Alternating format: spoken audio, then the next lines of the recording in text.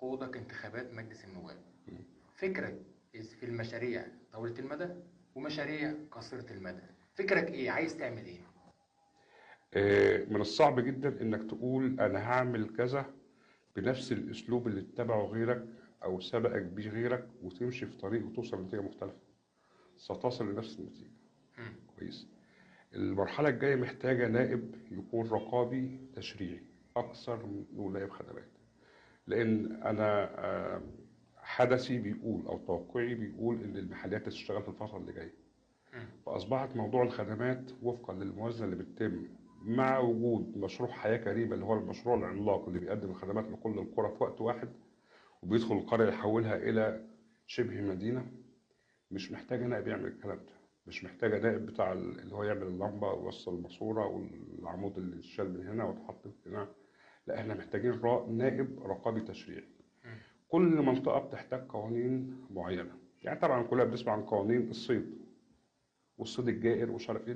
دي قوانين مصريه موجوده. مم. هل بتاثر علينا في حاجه هنا؟ هل ليها علاقه بينا؟ لا. تخص المناطق اللي فيها صيد.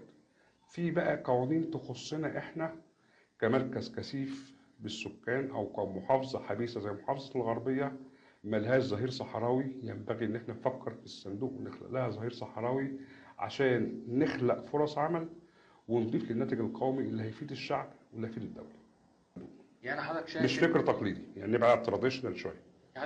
في دور المحلات الفترة الجاية، فمجلس النواب بقى يمارس دوره الرقابي والتشريعي. والتشريعي اه. والمشاريع القوميه. يعني مم. مثلا انا النهارده في الاساس انا محاسب بشتغل دراسات جدوى.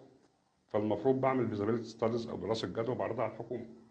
بقول لها انا عندي مشروع هيدخل الدوله كذا، مصاريفه زيرو بيمنت او زيرو كوست او بدون تكاليف، وهيعود بالعائد على الدوله كذا وعلى المواطن كذا. الدوله كده هتقول لا ولا هتساعدني. هتساعد وهترحب بالفكرة اكيد. بالظبط. هو ده الفكر خارج الصندوق اللي بندور عليه. في مم. مشاريع كتير جدا ممكن تتعمل في مركز المحله وتضيف للدخل القومي وتخفض من معدلات البطاله.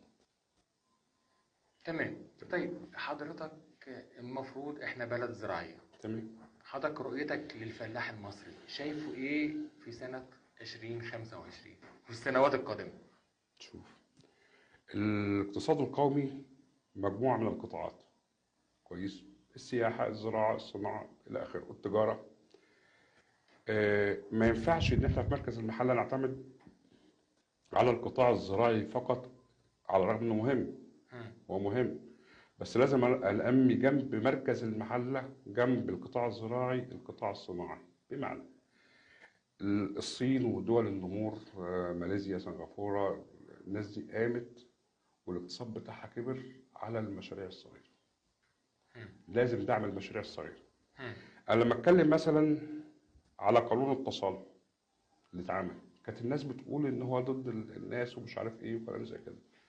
في الاول ما ظهر قانون التصالح انا قلت يا جماعه قانون التصالح ده في مصلحه الناس مش ضد الناس. ده بيفيدك انت.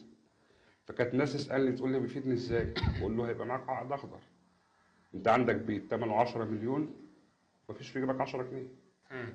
لو عايز تستثمر ايه؟ هتجيب راس مال منين؟ ما هو الاقتصاد قايم على 3 عناصر: الارض، المال، العمل.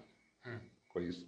فلما يكون عندك بيت عنده ب 10 مليون بقى عندك عقد اخضر او عقد رسمي بالبيت ده، بتروح البنك بتاخد قرض في حدود 40 50 60% من قيمه البيت تستثمر بيه وتعمل مصنع.